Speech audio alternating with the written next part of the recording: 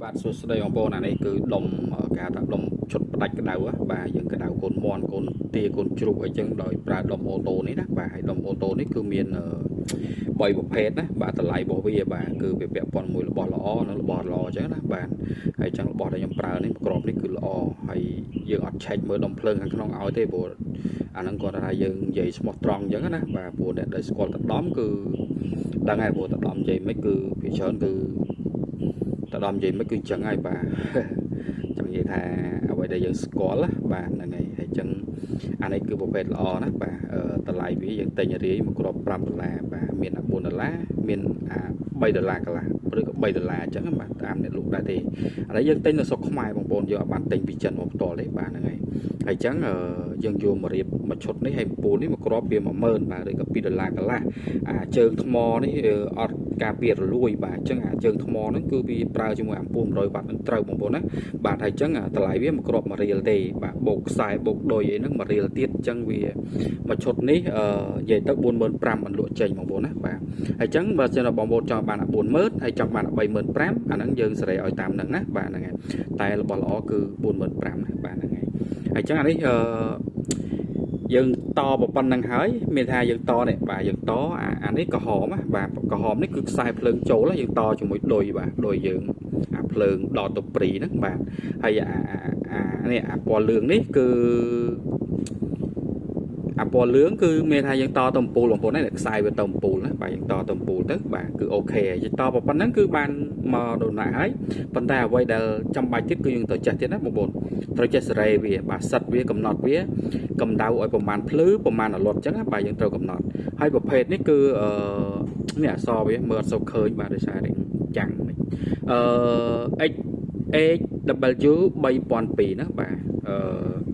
temperature controller បាទគ្រប់គ្រងសីតុណ្ហភាពបាទហើយអញ្ចឹងយើងត្រូវកំណត់វាណាវាមានប៊ូតុង3មានប៊ូតុងសិត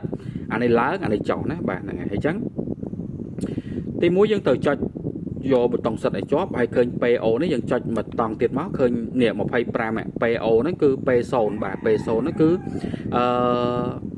កដៅវាចាប់ផ្ដើមភ្លឺបងប្អូនណាបាទហើយអញ្ចឹងយើងចង់ឲ្យភ្លឺប្រហែលយើងយកអា PO ហ្នឹងយើងចុចសិតវាឃើញអាផ្លឹមផ្លេតហ្នឹងទៅអ្នកឥឡូវយើងចុចមើលណាបាទយើងយក36ទៅកដៅគុណមុនណាបាទ36នេះចុចមកឃើញ PO យើងចុចមកប៉ង់ពេលមកឃើញណាលេខនេះលោតផ្លឹមផ្លេតអញ្ចឹងយើងតឡើងវាយក36ទៅបាទ36ណាបាទនេះយក36ចុចជាប់ទៅបាទអូជ្រុលថយវិញណាអានេះថយបាទយើងយក36ណាបាទអញ្ចឹងយើងកំណត់ឲ្យថា36ភ្លឺហើយបើយើងអត់រកអាពេបន្តទៀតទេគឺអានេះភ្លឺដល់40ព្រោះលេខវាដល់40ណាហើយអញ្ចឹងយើងកដៅមន់កដៅអីអត់កើតទេអញ្ចឹងបងប្អូនទៅរកP1បាទP1យើងចុច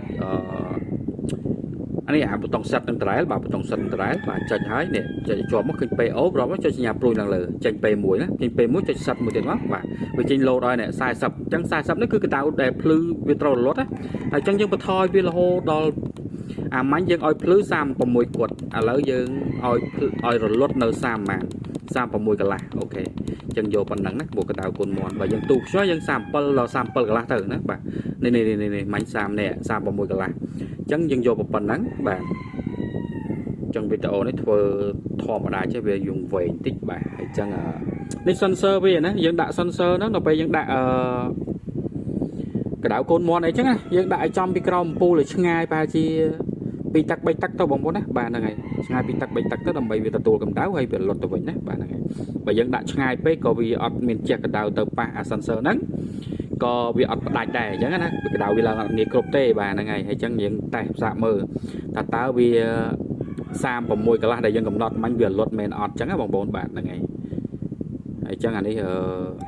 នេះ36កន្លះវាលុតហើយតែលេខវាច្រើននេះដោយសារអីនេះ sensor យើងដាក់មាញ់គៀកអំពូលពេកណាបាទអញ្ចឹងវាឡើងច្រើនដល់37កន្លះហើយចាំមើលលេខនេះថយបាទថយដល់ប៉ុណ្ណាបានវាភ្លឺ36គត់ដែលយើងកំណត់មាញ់ហ្នឹងណាបាទហើយចាំមើលទៀតទៅបាទនេះ36.321ភ្លឺ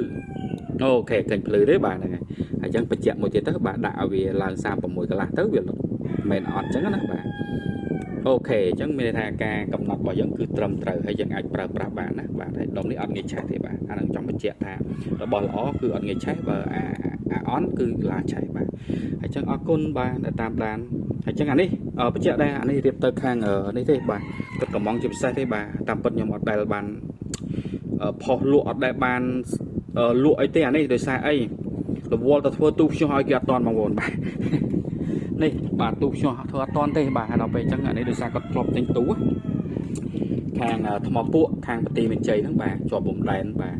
ជាមួយសៀមហ្នឹងបាទហើយអញ្ចឹងគាត់កំងទិញទូទៅប្រហែលខែមុនហើយឥឡូវគាត់បានមន់ញាស់ច្រើនហ្នឹងទៅគាត់អត់មានអីក្តៅអញ្ចឹងគាត់ព្យាយាមរកអាហ្នឹងណាបាទរបស់ល្អបាទយើងយកទៅប្រើទៅគឺមានគុណភាពហើយបាទអរគុណបាទដែលតាមដានពេកតដំហើយគិតថាវីដេអូនេះមានប្រយោជន៍អីចឹងបាទអាច share ទុកមើលឬក៏ share ចែករំលែកទៅណាបាទអរគុណបាទជម្រាបលាបាទ